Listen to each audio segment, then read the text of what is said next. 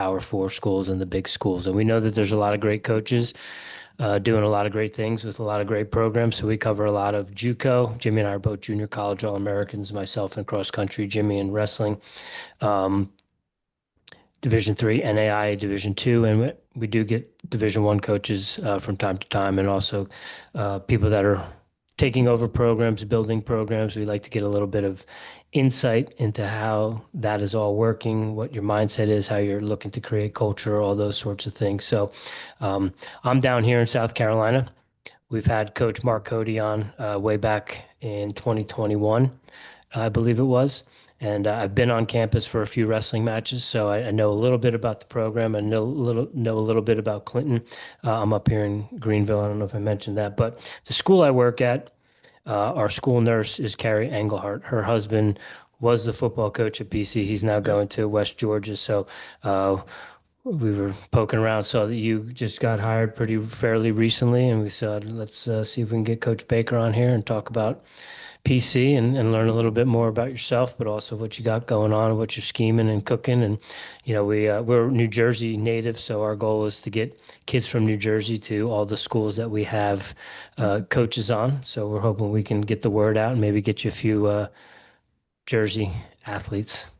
Yeah, yeah, absolutely. No, that's great. Really, thank you guys again for inviting me on. This is still pretty new to my coaching career. First time sitting down and chatting like this with some people, but had a lot of teammates from Jersey. Would definitely love to get some of the Northeast kids down here and enjoying the sunshine a little bit. Yeah, heck yeah. That's what we always say, especially from a wrestling perspective. You don't have to be somewhere cold all Yeah, winter long to be a good wrestler. So we like to talk to schools out west, schools down south, and places that are warm. So you don't have to be bundled up just to get to the wrestling room. So we're excited to chat with you. We've also had Colin Lamont from Lander. He's a relatively new coach down here with us as well too. So we know that I know South Carolina is a great place, and there's a lot of up and coming athletes. I think the high school scene down here gets slept on a little bit, but there's definitely some talented distance runners down here in South Carolina. So if we can keep them home, that'd be a good thing. yeah, yeah, absolutely. Sweet. Well, let's get into it.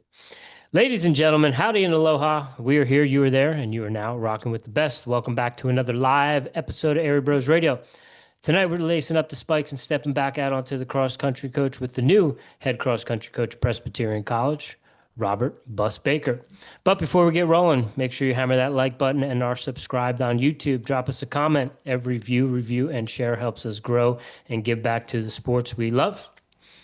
Follow us on Spotify and Apple Podcasts. As always, this episode is fueled by Black Sheep Endurance for all your ultra marathon and nutrition coaching needs. Remember, folks, this is a value for value show. So if you're getting any value out of anything we're doing over here and you do feel so inclined, please give us a little love and a little value back. Click on that link, buy us a coffee.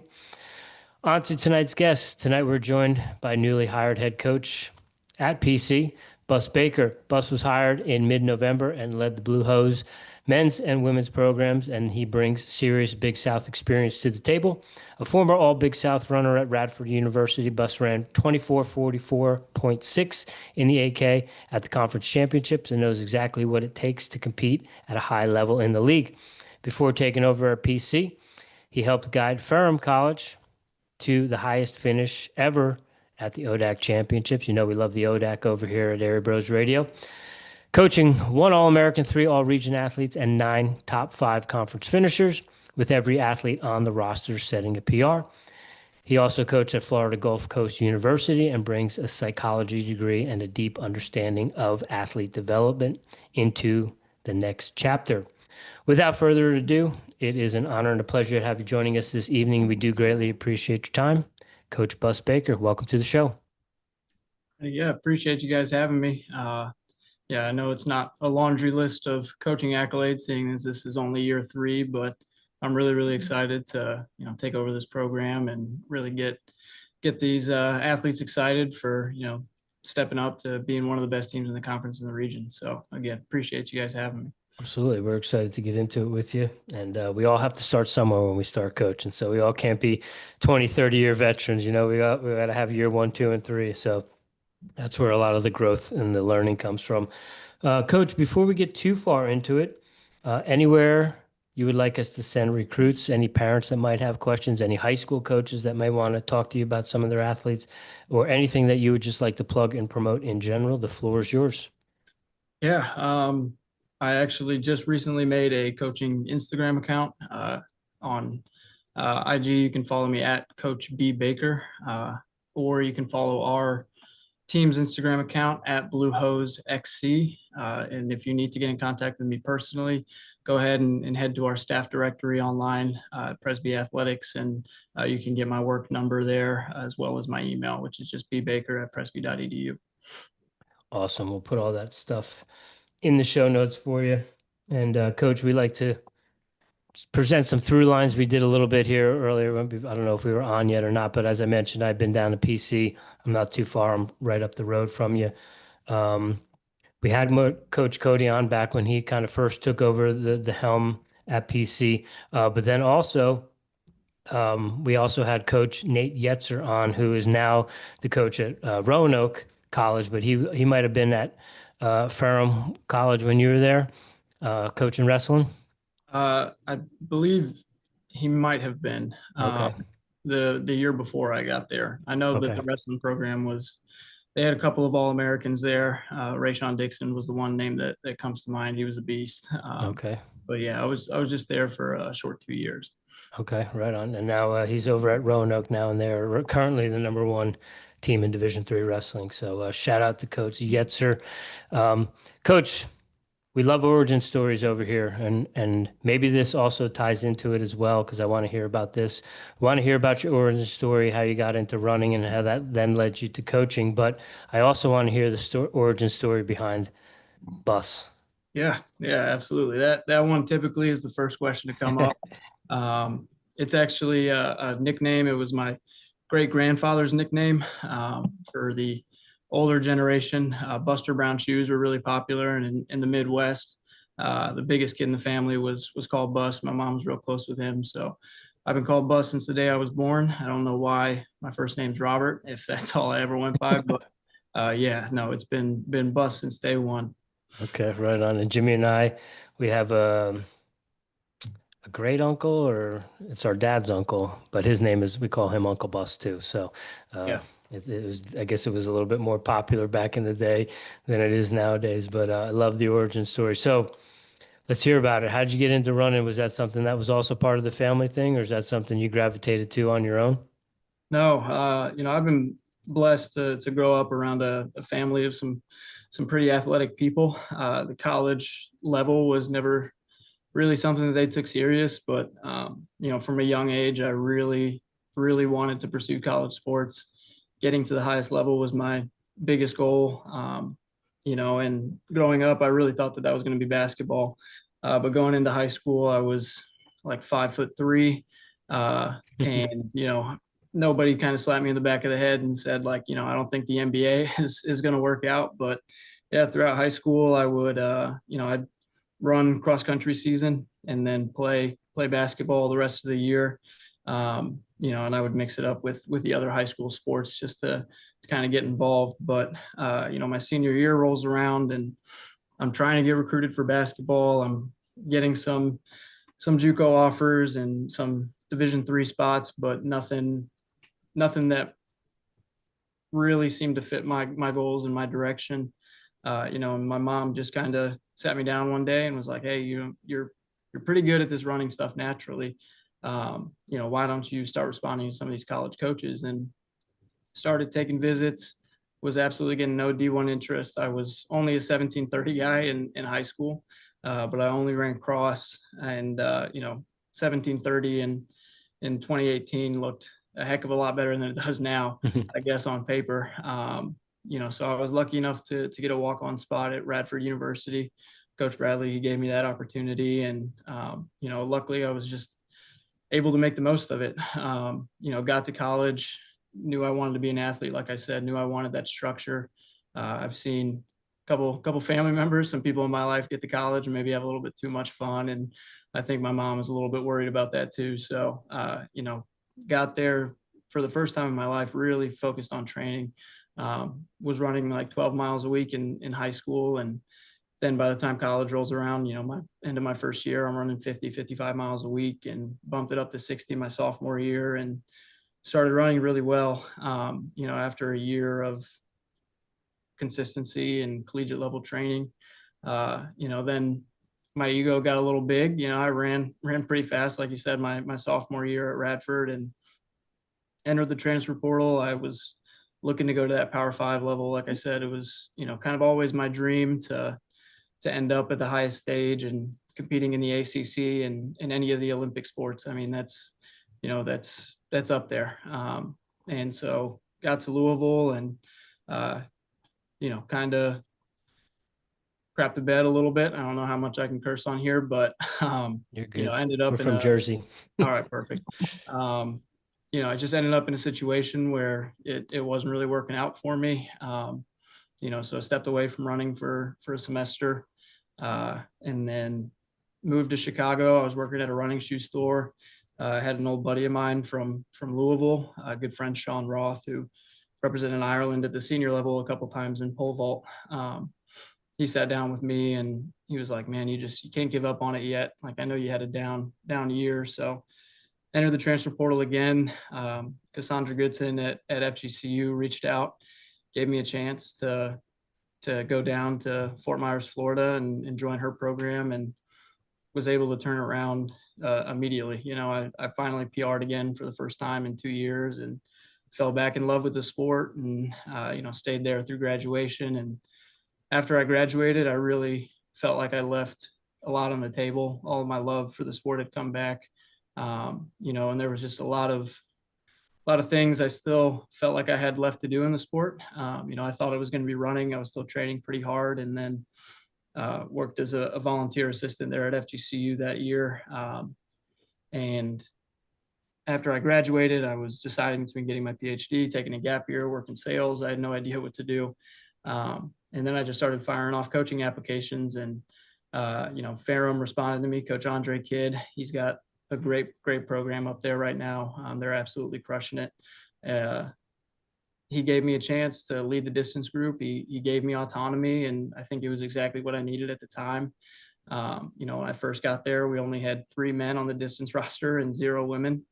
And we were able to bring in a pretty solid and competitive squad. We pretty much wiped clean the top 10, throughout cross country and most of the distance events on the men's and the women's side. And at the conclusion of last cross country season, it's, when I realized I wanted to do this full time, and I needed to get somewhere that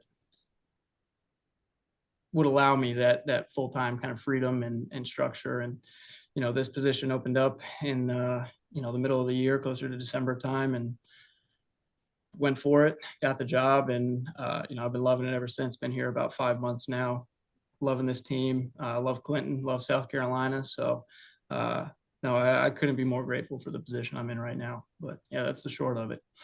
Okay.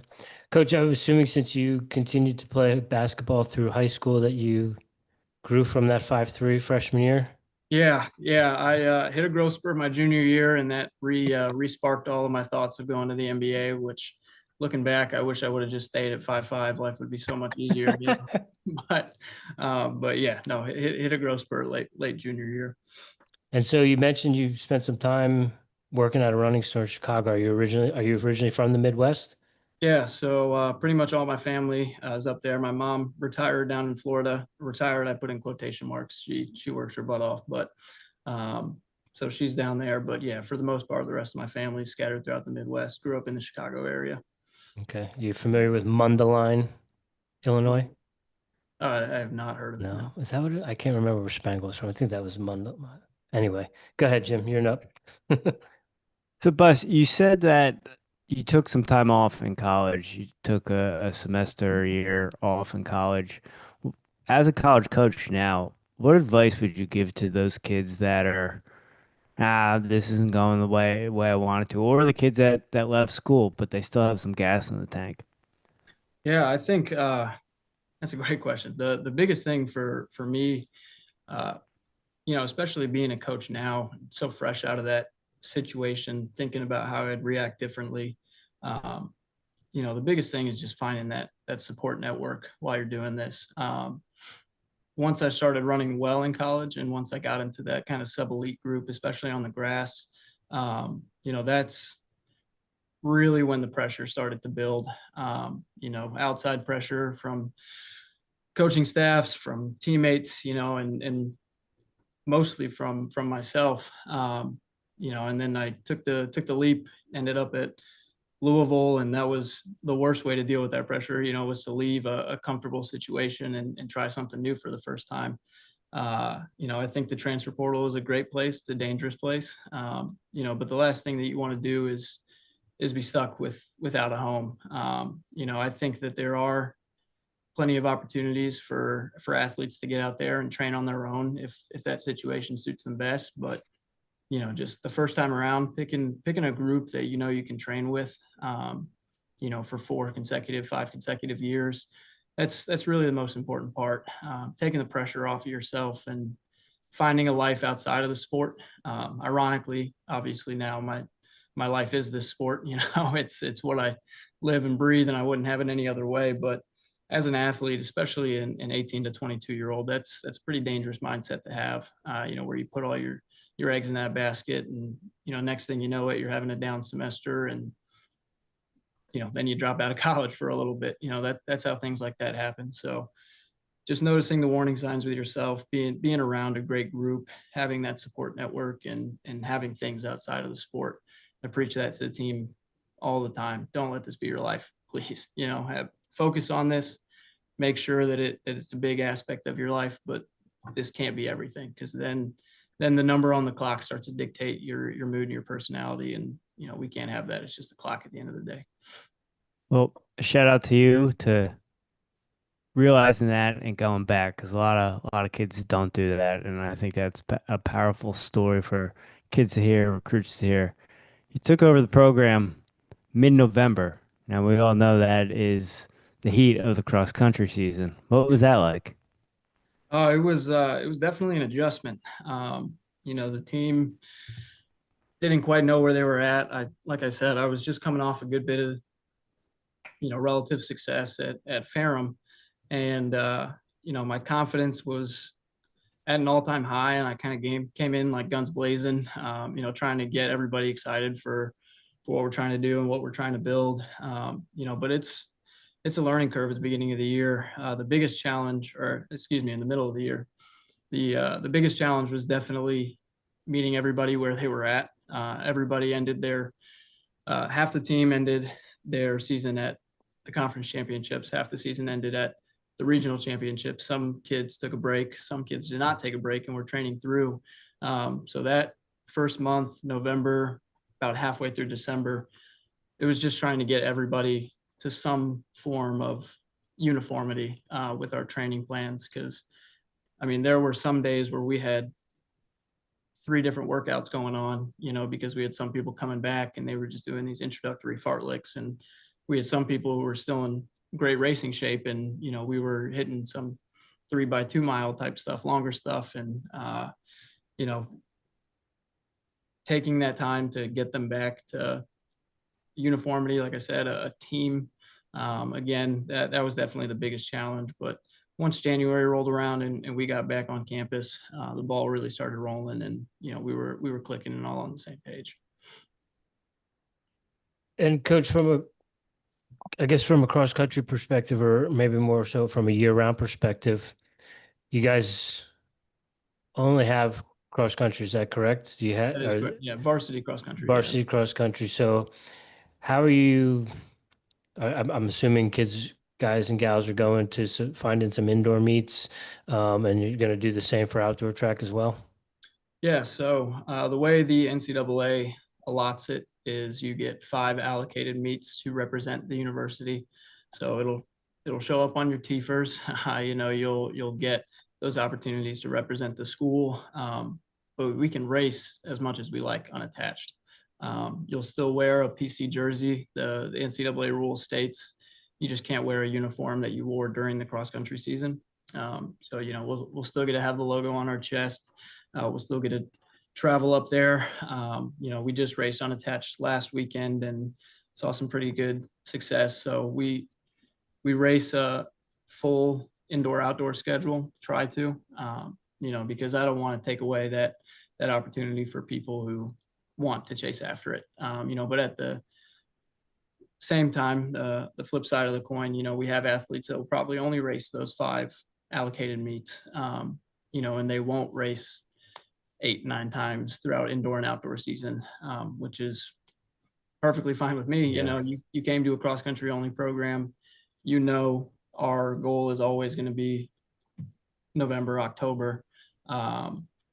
So if you need extra time to focus on your classes, a lot of students, they take a real easy fall semester academically. I say real easy, it's still college, but then they kind of backload their coursework in the spring. And it just gives them more time to, focus on those organic chemistry classes or those physics classes that they're supposed to be taking. Either way, it works just fine for me. I ran at 2 cross-country only programs. Radford was cross-country only in 2019 when I got there, and FGCU is cross-country only as well. And they just sent a young woman to nationals this year. So, I know it can be done. Yeah. We're still going to race on the track, but yeah, the goal is to always run as fast as possible on the grass in the fall season. Okay.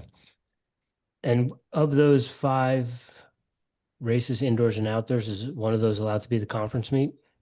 Unfortunately, No. no. Okay. So yeah, no conference championship for us. And so, I mean, you have experience with it. I guess, how does it change the training pattern or the program, knowing that, all the eggs go in the basket in the fall? Yeah. It just means we're distance focused. Yeah. So a lot of athletes coming out of high school, you'll know, when someone's a true 800 kid or a true 800 mile guy, we're not going to work with 400, 800 guys. That's sprint focused. It's not going to work for us because we need you to perform on the grass. That's why you're here. But I don't want this to be run like just the most cross country only programs are. Like, I want us to focus on track season. I want us to run fast, because those opportunities, it's also once in a lifetime. It's just like a conference championship. We got one young man right now who, the more I look at him, the more I think like, oh, this guy, he could be that sub 4 miler by the time he's a senior, and that's something that you'll never take away from him. Same thing as an all conference, spot at the conference championships in the fall. So, taking it a holistic approach in the sense that we're still going to attack your goals the same in the spring. But the type of athletes that we bring in are a little bit different, a little bit focused on the distance side. Even our true 800 guys, you'll still be running 35 to 40 miles a week in the spring, something of that nature, to keep some sort of aerobic base for the fall time. And I would imagine, because I like training for cross country, but I always felt I performed better on the track. So therefore I like track better than cross country. But I know there's a lot of kids that don't like to run in circles, and they would much rather put their emphasis on the grass in the fall. So I would imagine in some ways that can almost help recruiting in a way. Yeah, no, I mean, there are definitely some young athletes that are a little bit more inclined. It takes a bit of a more mature mindset, because yeah, like you said, track is a time where, you're on the surface with 12 other people, so your odds of winning go way up, right? Each time you step on the track, and then, you step on the grass, and, you'll go to these big meets or 350 kids on the line, and it's like, oh, I'm just a number. So really being able to emphasize the fact, like, this is a team sport, cross country, we're focused on team championships. Track, that's our time to have fun and chase after individual goals. And, we don't have to worry about the team championships. I don't need you to run a 4x4. I don't need you to run a DMR. We're going to go to this meet. You're going to, sit on your butt for the first 3 hours, and you're going to race a mile as hard as you possibly can. And we're going to be proud of the result. We're going to head back home happy. But cross country comes around, and now the emphasis is back on the team. That's the only way that we're going to move forward. We can have one guy each year run low 23s and make it to the national meet as an individual. And, I'd be stoked for the kid, but that's not how we're going to build this up. We're going to build this up with 7 guys and 7 girls that toe the line at the conference championships and give it what they got. And the plan is to, like I said, be competitive in a few years. Presbyterian hasn't seen that in this program in a really long time. So to give that back to the alumni and to the current students, that would mean a lot to me, and that obviously takes that whole team effort. Yeah. Coach, is there any promise of indoor and outdoor becoming a thing? So I've mentioned it. I got in and immediately started stirring and shaking with administration. The biggest challenge for us right now is 3 years ago that made sense for us to be cross country only, because Longwood University and Radford University were also cross country only. Radford only on the men's side. Now Longwood has just added men's and women's track. Radford just brought men's track back. We're the only team in the conference that's operating cross country only.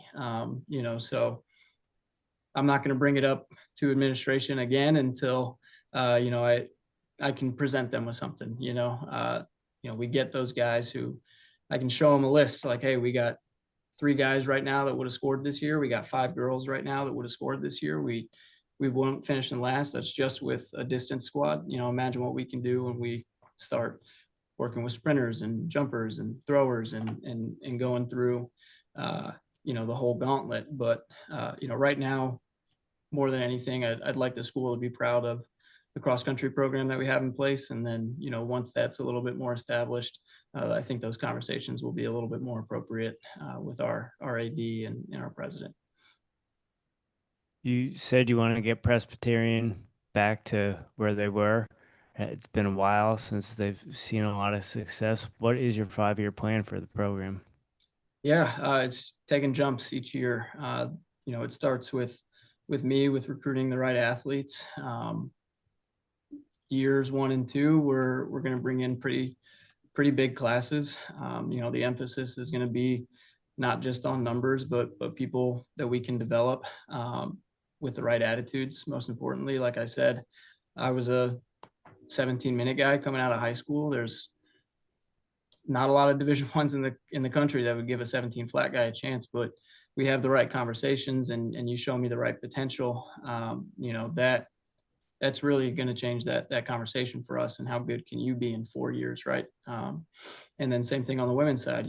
There's not a lot of girls that can run in the high 20s, low 21s that are going to get too many opportunities at the Division I level.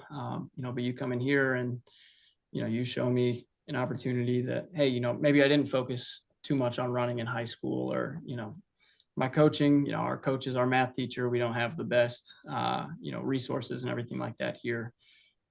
Focusing on that the first 2 years, getting people that can develop and get excited about that are going to be very important to me. I think as it is right now, we're with this roster that we have, we can still make a jump next year. It's just going to be kind of about ticking away at those spots in the conference. By year 4, I would like to be in podium contention in the Big South. It's really top heavy. I think anybody in the Big South would tell you that right now, that High Point on the women's side and Charleston Southern on the men's side have kind of run the gauntlet for the last few years. I don't see any reason why we can't compete with them in a 4-year time frame and give our freshmen a chance to see what that's like by the time that they're seniors in college. Coach, Sorry. Go ahead. Oh, go ahead. Go ahead, Coach. The immediate jump, I guess, would just be chipping away at that. I would really like to see us. The women's side has finished last in the conference for the last 5 years, and the men finished 8th out of 9 last year. The goal is just to tick 2 spots up a year, until we get to senior year. Obviously, we have to be realistic. I'm not Kurt Signetti. We don't have millions of dollars in NIL or anything like that, but just ticking up those 2 spots a year, I think would be realistic enough for everybody to approach it in a healthy way and get excited about what we're doing. Coach, my high school coach was a math teacher, so I can resonate with what you're saying there about maybe not getting the the attention and development that you were hoping for as a high school student. So I'm pulling for those kids that have math teachers as coaches out there. No disrespect to any of the math teachers out there that are coaching that are doing great jobs. Absolutely.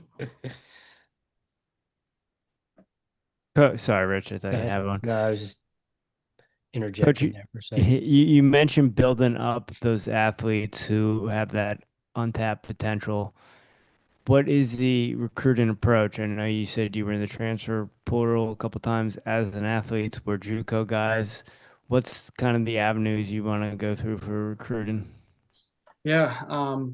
Obviously the transfer portal, you can get some pretty big heavy hitters. We're not super focused on that right now. I don't need to spend all of our scholarship dollars on, somebody who's going to be here for a year. And it's like, yeah, we may get this guy, we may get this girl who comes in right away and makes an impact for a season and then leaves. I really want to focus on the high school scene.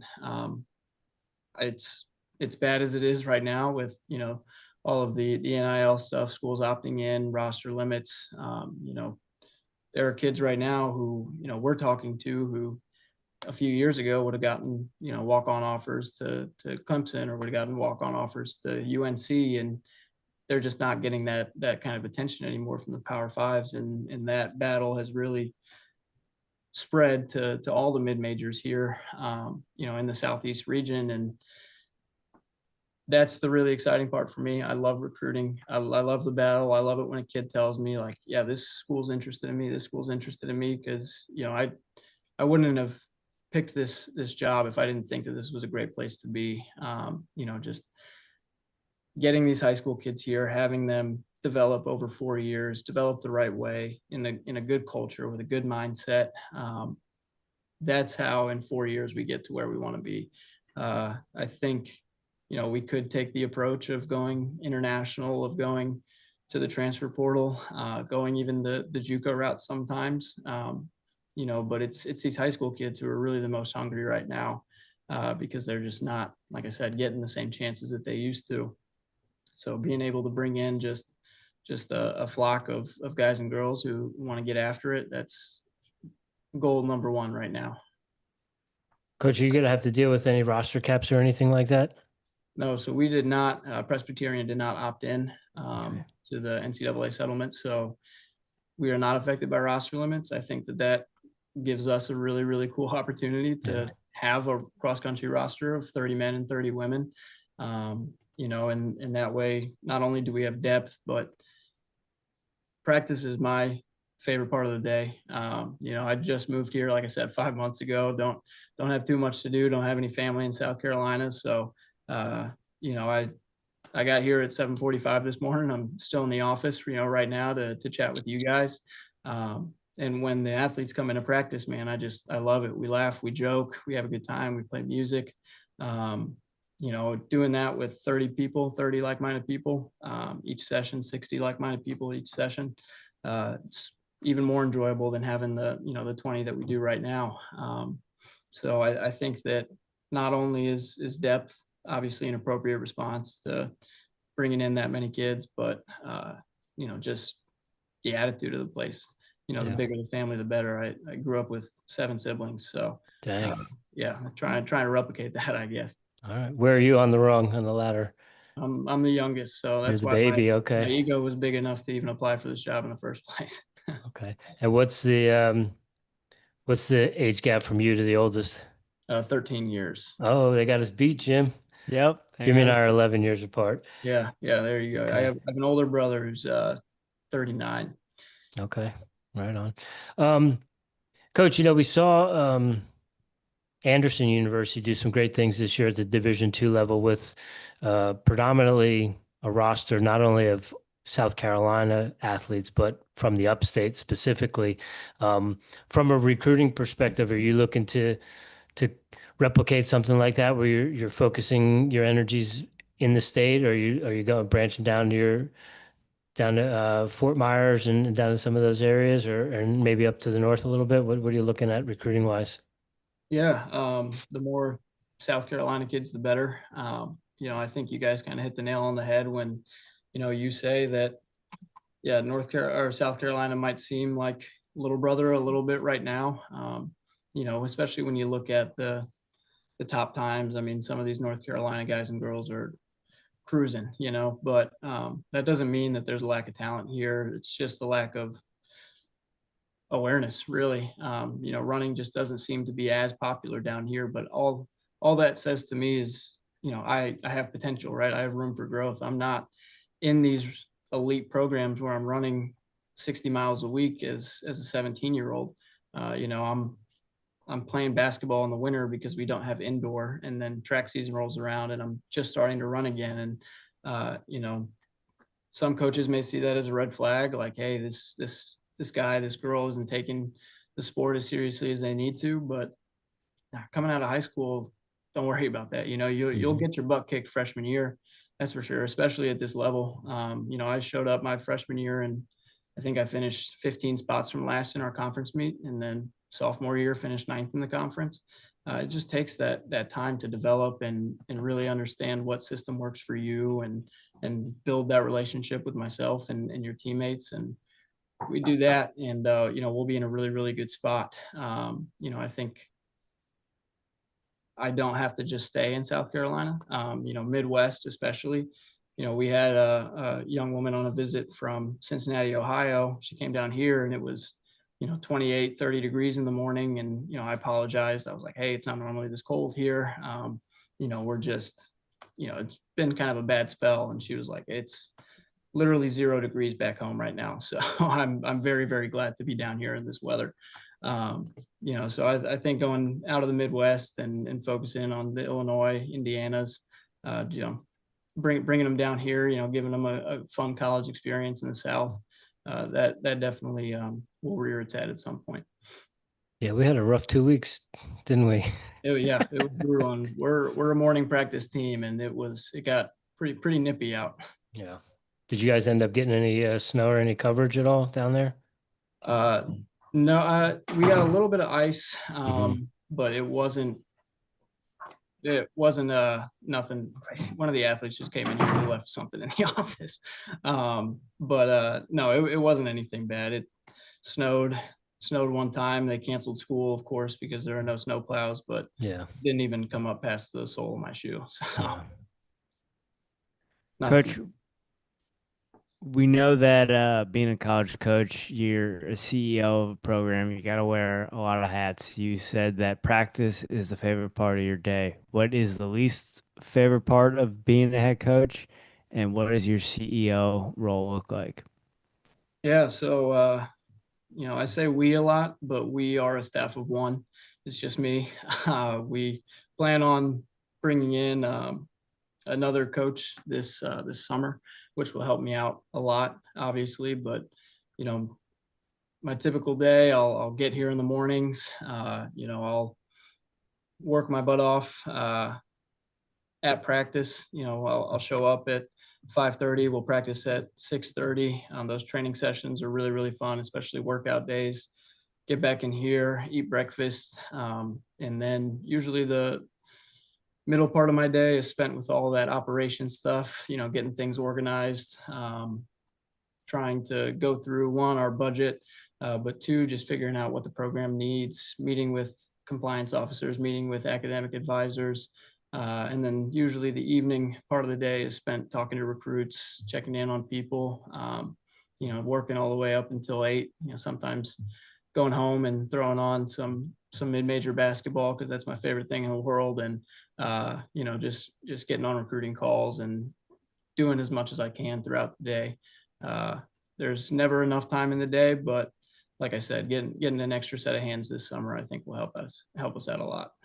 Well, Coach, I know a guy if you're looking for an assistant coach. So keep Airey Bros in mind, because I know a guy down in South Carolina that could help you out. But you also, that whole kind of workload sounds like you're living the dream of a young college coach. No, I wouldn't trade this for the world. I mean, I'm busy, but I'm not stressed. Like I said, I haven't spoken enough really about the team and the culture here, but the office is a lounge. My desk sits on the back of a row of couches in front of the TV. You know, the athletes will come in here and hang out. And being so young, you know, I'm only 5 years older than some of the seniors on the team. It's nice. It's a really refreshing perspective because I'm so closely removed from all of my success and I'm so closely removed from all of my mistakes. It's just so easy to see them doing exactly what I was doing. You know, and I hate pointing my finger at them like an old man, but it's like, hey, like I'm telling you, you're going down the wrong path here. Or, hey, I'm telling you, you're do exactly what you're doing. You're doing the right stuff. You know, don't switch up. You know, and having that relationship with them, it takes all of that pressure off my shoulders because we've gotten to the point now where they trust me. The training is going really, really well. We have great relationships. We opened up our indoor season last week. Like I said, we went 6 for 7 on PRs. The only one who didn't ran a second off his PR and spent the whole week sick. And that was just exciting to see.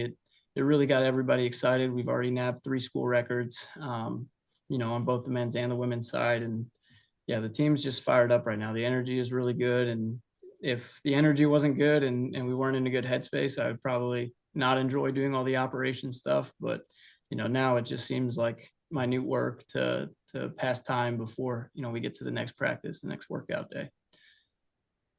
Coach, talk about, you know, when you first got there, beginning of December, people were on different pages in terms of where they were at. Coaching turnover, but you said you're 5 years removed, so you're pretty young and on the level with them. Was it pretty quick buy-in with everyone with what Yeah, you were selling? it was definitely a challenge. Like I said, there were some seniors on the roster on the women's side, for example, who had never not finished last in the conference. You know, that's a hard spot to be in.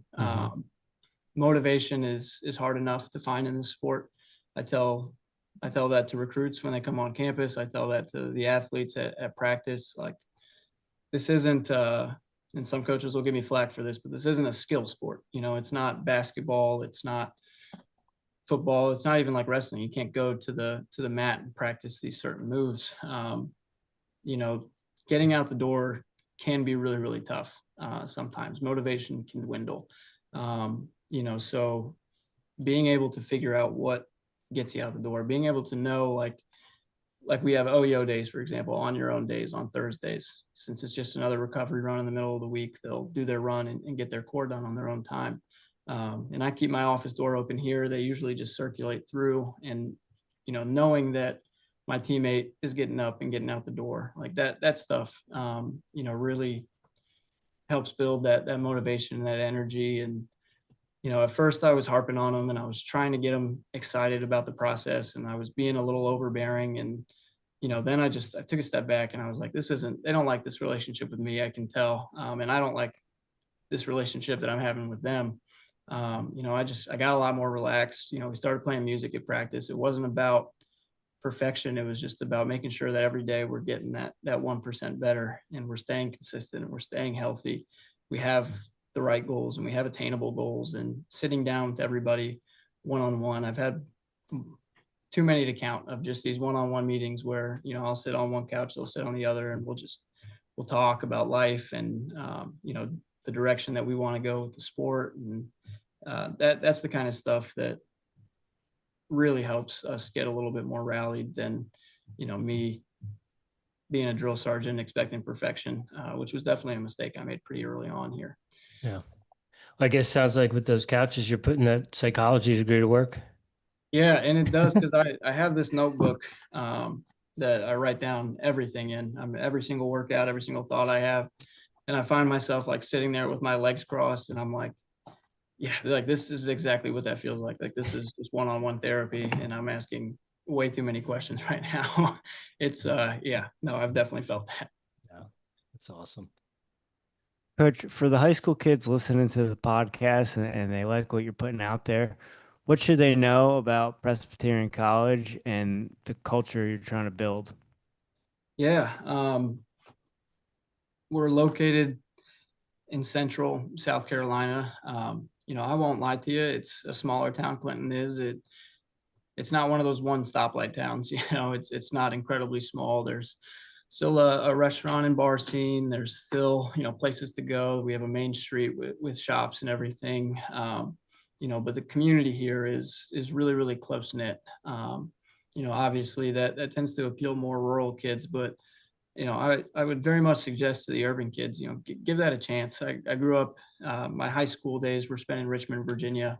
I ended up going out to what I thought was the middle of nowhere in the mountains. And you form some pretty special bonds there, because when you don't have something to do all the time, that's when you end up just spending time with people and talking a lot more. And you can really see that come through in the community here. We're the smallest Division I college in the country. And that's by choice. I had this conversation with the president.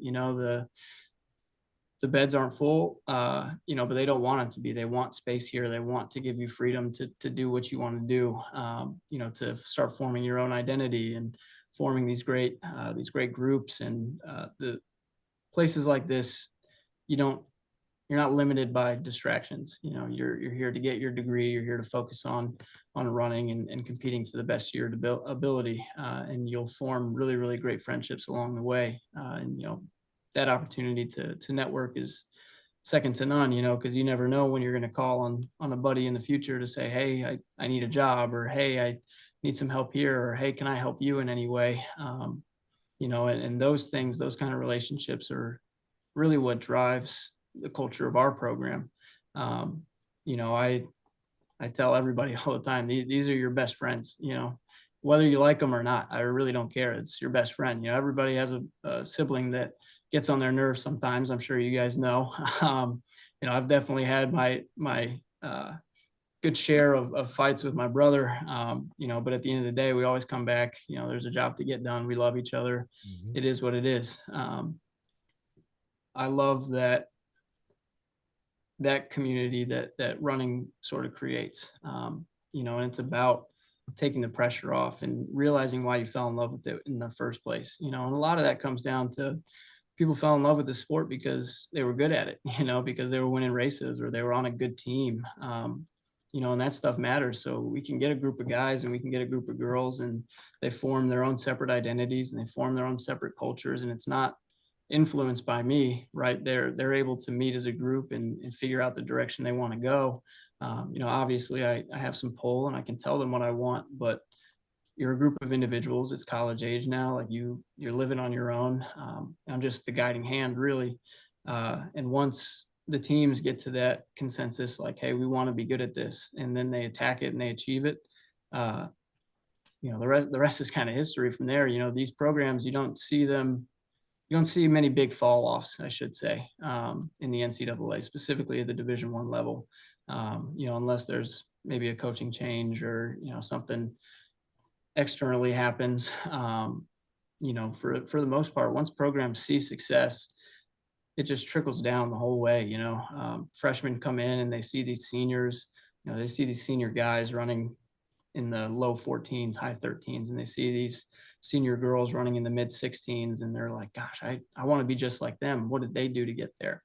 We got a young group right now, and it's just about, like I said, being a guiding hand and pulling them on that direction. And then once that all kind of settles in, and we just see that rotation, kind of happen year after year. And then really I can take my foot off the gas and take a deep breath and, just settle down and let it run itself. But, for right now, I got to work my butt off and keep everybody excited, but I'm not having much problem with that right now. They're pretty pumped.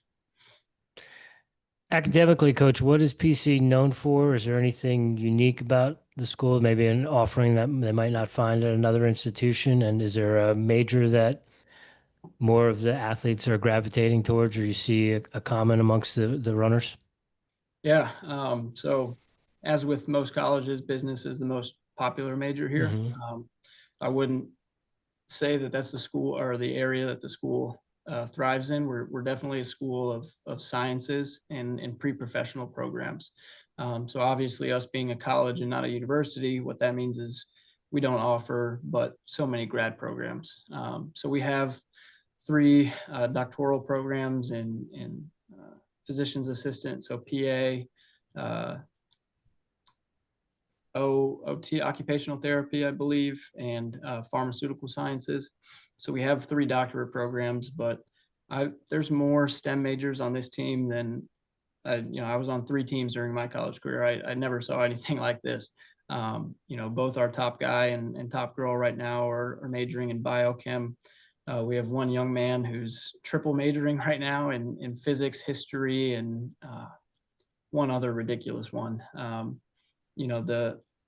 The STEM fields here are really where people shine because it is such a small community, but because funding is so well maintained from the Presbyterian Church, you get a lot of research opportunities as a student here. So you'll get a chance to build your resume. There's so many horror stories of people going to big state schools and they graduate and, then they complain to the world that they can't find a job, but it's like, you didn't really have the opportunities to set yourself apart, right? And build that resume.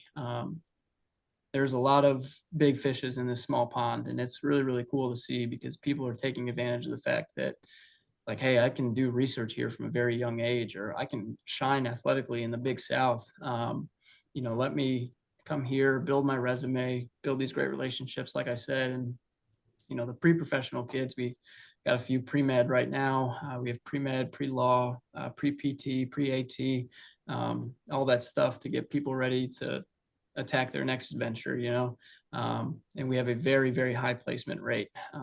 Last graduation cycle, 95% of graduates were either employed in their career field of choice or enrolled in graduate school within 3 months of graduation, which is a staggering statistic, and just seeing the good work that our admissions department does and our career development services do and all of our academic, colleges, the colleges of science and business, they do really, really good stuff here. So academically, we're strong on all fronts because of those opportunities, but the sciences, the STEM fields, that's really where we see the bread and butter of the college. Right on. I'm curious, since you are grass focused, what's the training grounds look like? Are you getting off campus? Are there any parks or anything down there that I need to go check out for some runs? Yeah, absolutely. So I'm a huge fan of soft surface. We have a crushed gravel loop that's almost exactly a mile on campus. It goes around our softball fields and our intramural fields. We take pretty good advantage of that. Our football practice facility, it's about 1 kilometer all the way around. We use that at least 3 times a week, for strides and drills.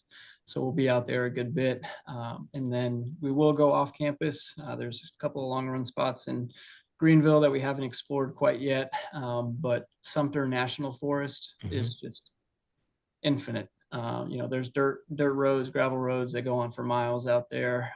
If anyone's listening and wants to check it out, I encourage going to our Instagram. We got a couple photos posted of us being out there. It's also got some pretty good rolling hills. So, when we take advantage of going a little bit faster on long runs and stuff like that, it's a great opportunity to save the joints and, get a little bit of momentum on the downhills because it's pretty flat around here. But I love where we're at. I think that the more people start to realize that humidity can be a lot like altitude, I will take advantage of that in the summer. And because it is so flat where we're at, we're able to put more miles on the legs, being out in the mountains. Yeah, it's beautiful. The training's good. But it's hard to stay healthy out there. It's a big toll that your joints take going up and down the hills. Whereas here, we'll be able to add maybe 5 to 10 more miles than you would have been able to get to, going somewhere else just because of the surfaces that we're able to run on and, because there's not so much elevation change. So yeah, lots of beautiful spots around here, but we're pretty blessed that we can stay on campus for those really big, important sessions. Right on. You got like your own little version of Magnolia Road out there in Sumter National Forest. Yeah, I actually don't know how to pronounce it. I don't know if it's Airey or Anori or whatever it is, but there's a trailhead that we can go out to. And we went out there the first day and they came back. It's about 5 miles out, 5 miles back. They were coming back down the hill. and they were just looking at me like, hey, we can't come out here too much, just so you know that it's pretty brutal back there, and I haven't gone back there yet. So maybe I'm not too scared to try it, but that's kind of what my heart's telling me right now, you know. Okay. So yeah, that's our spot. Right on. And being a young coach, I'm curious, what do the athletes call you? They call you Bus, they call you Coach Baker. Yeah, no, I told them, I was like, hey guys, I don't care. It's hard enough having someone that's only 5 years older than you. So you guys call me whatever you want. I get a lot of Coach Bus though. That's Yeah. usually the one that they opt for. Right on. I always tell them just don't call me late for dinner. There we go.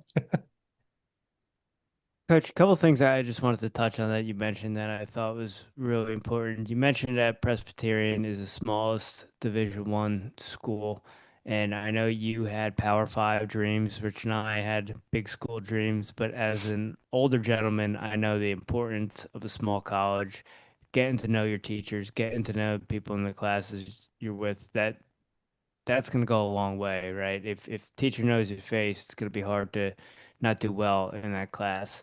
So I appreciate you saying that. And another thing, you mentioned the hiring rate out of Presbyterian, how in 3 months kids are getting job opportunities. I don't think high school kids, especially athletes, understand that, right? I don't think that's something you understand till you graduate and you're standing looking at your hands like, what do I do now? So I think that's really important, and I think that's awesome that Presbyterian has that. Yeah, no, like I said, the school does a great job with that placement stuff. But yeah, I usually when we sit down on visits, I repeat that statistic pretty frequently because it is one that obviously the school is proud of. But from my perspective, right, that's everything. And usually the athletes, they'll look at me and they'll be, oh, it's pretty cool. But it's the parents who are like slapping each other, like, oh wow, like that's really impressive. So being able to take advantage of that is incredibly important to me. Like I said, I bring to mention the fact that running shouldn't be everything. Like we have one young man in practice on Monday. He shot me a text and he was like, "Hey, coach, I have this really cool opportunity. I want to go to a recording studio in Charlotte, and record this song that I had made." And I was like, "Yeah, man, miss practice. Like, run beforehand. You can come here to the office. We'll get your run in. We'll warm you up and send you on your way." But there are going to be chances for you to take advantage of that, small atmosphere, and you'll get attention and you'll get opportunities, and to be able to actively pursue those and not be afraid like that I'm going to be upset with you or your spot's in jeopardy or anything like that. That's really important to me to get through to the athletes. And then more to the academic side, I walked into a lecture hall that had 350 kids in it one time, and I was too scared to even raise my hand to ask a question. So I can only imagine, what 4 years of that can be like. There's some classes here, when you're a senior, that only have 5 people in it. So if you skip, I'll probably get an email too, along with yourself, So yeah, I think that small school atmosphere, it presents a lot of advantages that obviously, or when you say them out loud, they make a lot of sense to these kids, but they're not something that they think about right away. Yeah. We talked to Dr. Bill Schindler last week, and he started his wrestling career at Ohio State, and he said there was some classes that had like 750, 800 students in it, and he said, and he had some issues. He had some eye issues where he was going blind in the process. So he's like, I'm in this class with 800 kids and I can't see what the heck is going on. He's like, it was a disaster for me. So, like I said, we know it. The small school, the small class environment pays great dividends when it comes to your academics and your education and really getting the most bang for your buck at the end of the day when you walk across that line and get your diploma. Yeah, absolutely. Coach, is there anything about Presbyterian, about the program that we haven't covered that you want our audience to know? Yeah, I definitely don't want you guys to think that just because I'm young, I don't know what I'm doing here. Not just you guys in particular, but any high school kids that I've chatted with, the age seems to be a concern, but I've been really, really blessed to train with some really high caliber athletes, to work with some really high caliber coaches. And, I'm very glad my network is where it's at right now, because my breadth of knowledge is, or my breadth of experience, I should say, is limited, but my knowledge now extends way further than it ever was, during my collegiate career. Obviously, the knowledge of experience, my experiences help, but the amount of conversations that I have, the amount of double checking that I do, the amount of research that I do, I love this sport. I'm a real nerd for it. I'm doing everything I can to not just stay up to date with training, but just everything around it. Figuring out the best recovery methods, figuring out what kind of workouts we need to be doing, what levels we should be operating at, when it's time to hammer, when it's time to relax. Like I said, I got this notebook, and I write everything down, so when I do inevitably make mistakes, like, I can look back and say, all right, here's what we should have done differently at this time. And Coach Pat Murray, he's at Loyola Chicago. I can probably now say a buddy of mine. I call him when I don't have things quite figured out, or I just got some questions. We were on the phone last night. I was just talking about some of the athletes on the team, and being able to care so deeply about this, I think, is really, really reflecting and resonating with the team. Just having them understand, like, being able to compete well and race well and challenge yourself for the greater good of the team, like, that's where all the joy comes from. And getting them on board with that, and then on top of that, doing the right things. The training is structured really, really well right now. People are staying healthy. We're, like I said, staying injury free. We're hitting workouts not harder, but better than we did before. We're working on form. We're working on strides. We're staying mobile. We're working really, really hard at what we do. And again, just because of my age and my youth and my inexperience in the sport, the training itself is really, really well structured and pretty solid. Obviously most of it's still coming from me, so it's not going to be perfect. There's definitely going to be some timing issues, and there's going to be days where maybe we hover a little bit too long around threshold for a certain block, or maybe we go lactic a little bit too early, a little bit too close to something like that, some big race or another. So those mistakes will fix themselves over time, but we're seeing a lot of improvement with this group, and I can't wait to see what they do over the next 4 years. I'm ecstatic to be able to be in this position and to work with them, and they seem to be on board. So if you are a high schooler thinking about coming to Presbyterian, sending me an email. I hope this interview showed I'm a pretty relaxed guy. I take life sort of as it comes, and my life is the sport at the moment. No wife, no kids, middle of South Carolina. I really love what I do, and I love showing up to work every day and just being methodical about this stuff. It's a lot of fun for me. So I think we're building something really, really special here. The recent performances that we've seen are kind of trending that direction. That we're going to do something really cool here in just the next short year or so. I would hate for someone to miss out on that just because of the previous reputation of the program. This is definitely a new leaf in a new era, and I cannot wait to get it started. Just 6 months in, and we're having a really good time with it. Well, we're excited for it, Coach. And a little quick story for you here. I was a sophomore at Ocean County Community College in 1995, and we were running our region championships to qualify for the NJCA national championships. And Coach Joe Compagni was in his first season of coaching at Monmouth University, and he came up to talk to me after the race, and he met my family and my mom. And the first thing my mom said to him was, "Boy, you're really young." And then that following year, I was a junior at Monmouth University. Coach Compagni won his first NEC conference championship. And then fast forward, he retired right before, I think it was right before 2020, Jim? 2019. And he had, at that time, at his retirement, had won over 42 men's and women's conference championships, both in the Northeast Conference and the MAC Conference. So you got a bright future ahead of you. Don't worry about if some kid's mom says to you you're young. It comes with the territory. So nothing but success for you in the future. I appreciate that, guys. Thank you. Yeah. Final four, Rich? Let's do it. All right. Bus, are you a coffee drinker? Uh, Man, only on road trips. All right. Anything special? No, I'm a big softie when it comes to coffee. My mom used to give me black coffee when I was a little kid, and that made me hate coffee more than anything. So now I'm like a 50% cream, 50% coffee kind of guy. That typically works for me.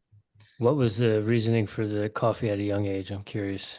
I think she wanted me to hate it because Okay. that woman, she's addicted.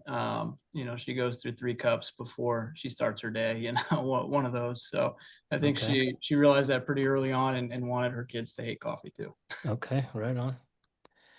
Bus, do you have any daily practices or rituals you do on a regular basis to show up as the strongest version of Bus Baker? Oh, getting in here and starting my day before everybody else starts their day, that helps me immensely.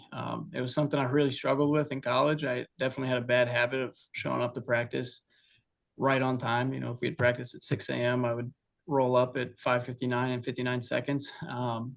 But we practice at 6:30 in the morning most mornings. I get up at 5:10. I'm blessed enough to live, just 5 minutes from campus. So, I'll drive here in the mornings, get here by 5:30.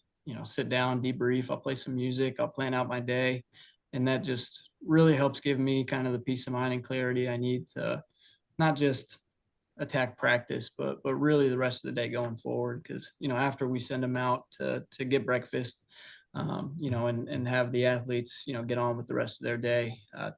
I still have work to do, so being able to hop into it and get my day started, it helps me a lot.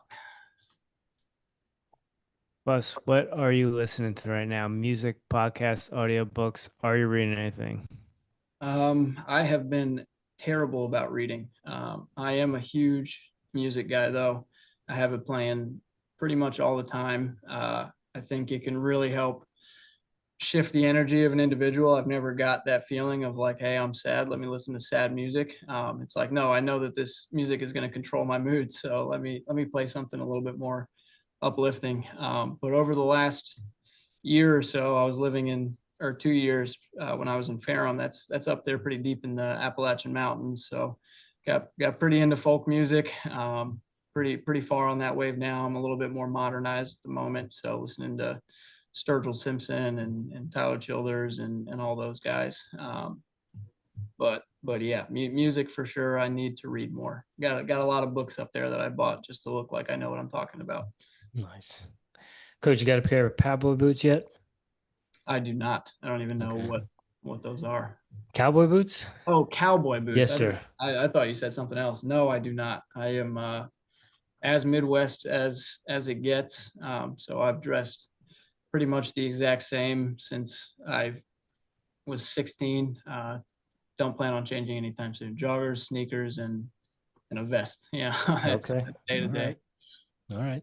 Coach, last one we got for you to close out's the lighthearted one. Maybe it's deep dish pizza from back in Chicagoland. Maybe it's a unique beverage. Maybe you've taken up golf being down here in South Carolina. Do you have a guilty pleasure?